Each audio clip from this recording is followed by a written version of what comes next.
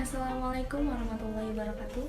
Perkenalkan, nama saya Arita Nauladari dari Prodi D3 Farmasi kelas 1B dengan nomor induk mahasiswa P20630122045. Di sini saya akan menjelaskan tentang alat instrumen farmasi, yaitu Carl Fisher. Apa itu Carl Fisher? Carl Fisher adalah alat yang digunakan oleh beberapa industri. Carl Fisher ini digunakan sebagai alternatif uji kadar air. Alat ini menggunakan metode volumetri berdasarkan prinsip titrasi. Fungsi Carl Fisher.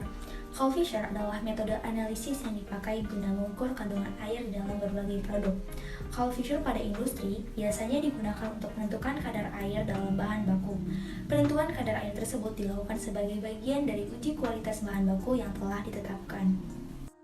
Bagian-bagian Carl Fisher itu ada 3 bagian. Yang pertama, timbangan analitik, minimal resolusinya itu 0,1 mg. Yang kedua ada siring, itu panjang yang memiliki jarum kecil. Dan yang ketiga itu ada reagen Carl Fisher, itu sebagai penentuan kandungan air. Cara penggunaan Carl Fisher. Yang pertama, tekan F3 atau pump. Apabila di dalam tabung terdapat pelarut yang sudah jenuh, hal ini dilakukan untuk mengeluarkan pelarut tersebut. Kedua, tekan tombol biru dan F3 untuk mengisi buret. Buret diisi dengan minimal 40 ml agar elektroda terendam dan magnesia tidak terpental.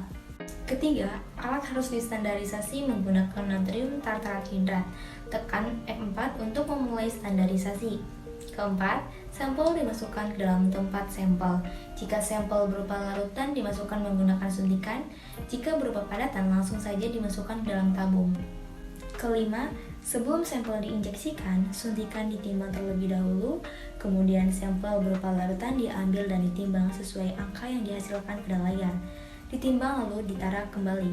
Keenam, sampel diinjeksikan ke dalam tabung, kemudian suntikan ditimbang kembali dan hasil penimbangan merupakan massa sampel. Massa sampel diinput ke dalam Carl Fisher dan dilakukan titrasi.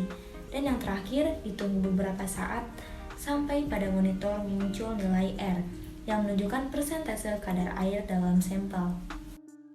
Selanjutnya yaitu cara perawatan Carl Fisher. Yang pertama itu ditempatkan dengan kelembapan suhu terjaga.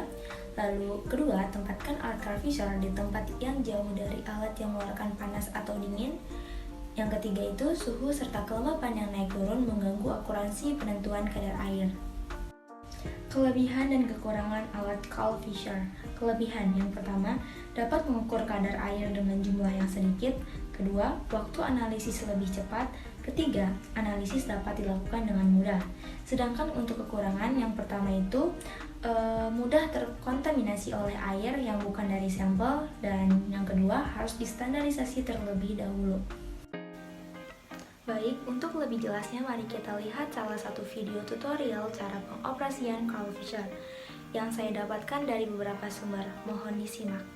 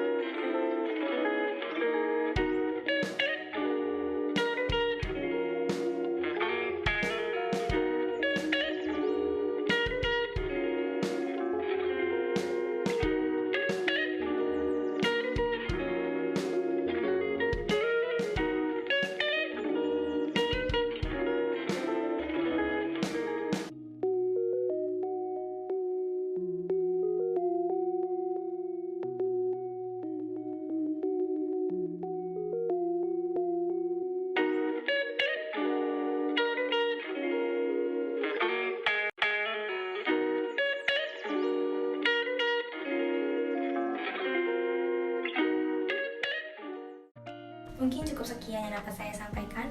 Untuk video yang lebih jelasnya saya akan cantumkan linknya di dalam deskripsi. Kurang lebihnya mohon maaf. Wassalamualaikum warahmatullahi wabarakatuh.